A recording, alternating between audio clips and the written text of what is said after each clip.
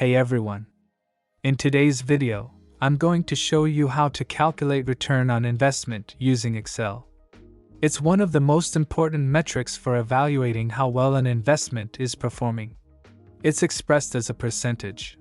Imagine you bought 100 shares of a stock for $50 per share, so your total investment cost was $5,000. A year later, you sell all the shares for $6,200. That means you earned a profit of $1,200. Now to calculate return on investment, we need to divide net profit with investment cost.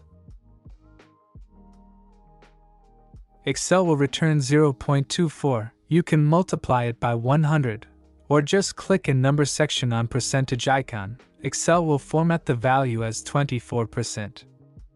That's it. You've just calculated return on investment.